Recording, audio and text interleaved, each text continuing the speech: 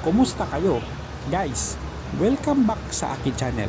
Kung bago ka pa lang dito, ako nga pala si Nela Agan TV at ngayon may very special vlog dahil Christmas vibes in Shanghai ang page natin today. Nandito tayo ngayon sa Guanghoi Henglong Plaza, isa sa pinakasikat at elegant na mall dito sa Shanghai. At syempre, hindi pwedeng mawawala ang malaking Christmas tree na sobrang ganda lalo na paggabi at nakailaw na ang lahat. So, samahan nyo lang ako sa isang chill at casual na lakad, kwentuhan, konting sightseeing at syempre storytelling kung ano ang pakiramdam magpasko dito sa China, lalo na sa Shanghai. Kung gusto mo ng ganitong klaseng content, city walk, lifestyle at buhay abroad, don't forget to like, subscribe at share nyo na rin. Tara, simulan na natin. Welcome to Guanghoi Henglong Plaza.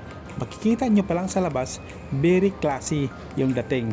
Parang bawat sulok pwedeng pang Instagram, pang Reels, pang YouTube short. Isa ito sa high-end mall dito sa Shanghai. Pero kahit ganon, open siya sa lahat. May luxury brands, may cafe, may restaurant, at syempre, yung inaabangan natin, ang malaking Christmas tree. Papasok muna tayo, ikot-ikot, tapos mamamaya lalabas ulit para makita yung Christmas decoration. Grabe no, ang linis at ang tahimik kahit maraming tao. Dito mo talaga maramdaman yung difference ng mall culture sa China. Walang masyadong maingay, walang sigawan, lahat chill lang. Nakikita nyo rin yung mga brands, international at local. Kahit hindi ka bibili, masaya pa rin mag-window shopping. Para ka rin nakatravel sa iba't ibang bansa dahil sa dami ng style at concept. Habang naglalakad ako dito, naalala ko yung mall sa Pilipinas tuwing December. Punong-puno ng tao, maingay pero masaya. Iba-iba man ang vibes, pareho pa rin ang saya dala ng Pasko. Narito ang clip sa aming gala. Enjoy watching!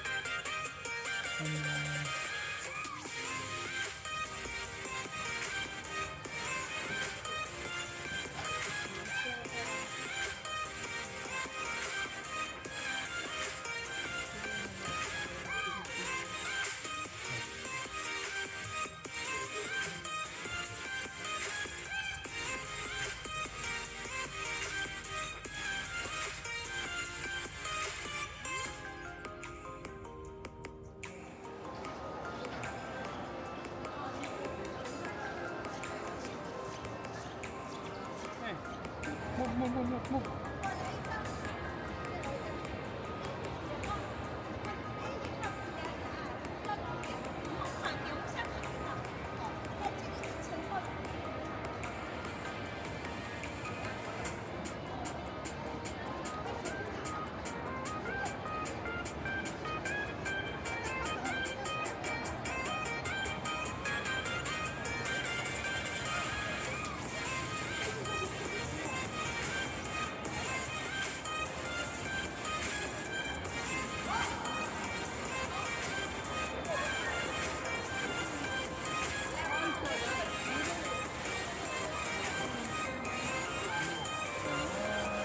Beautiful.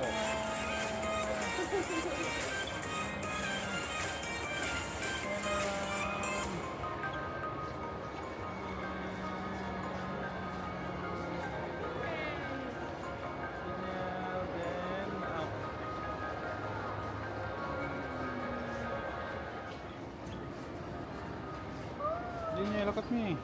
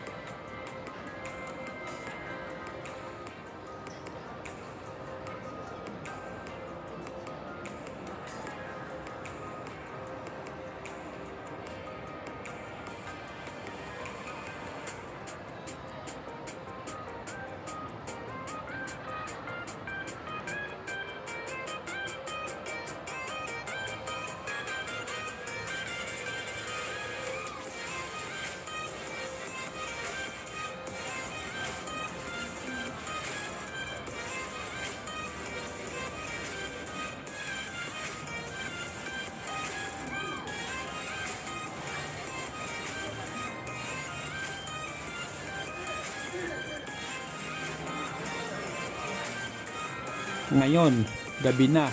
Ramdam na namin ang Christmas vibes. Ang lamig ng hangin, pero ang warm ng ilaw. Ito yung moments na gusto ko lang tahimik.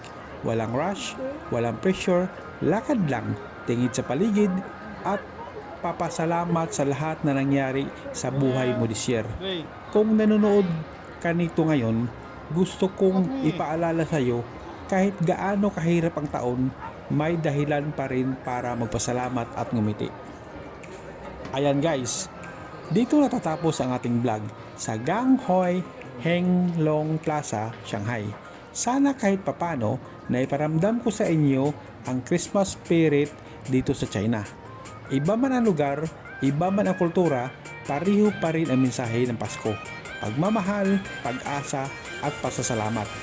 Kung nagustuhan nyo ang video na to, please like, comments at subscribe. Sabihin nyo rin sa comments kung saan nyo gusto pumunta tayo next time sa Shanghai. Maraming salamat sa panonood. Ingat kayo palagi at maligayang Pasko sa inyong lahat. Bye!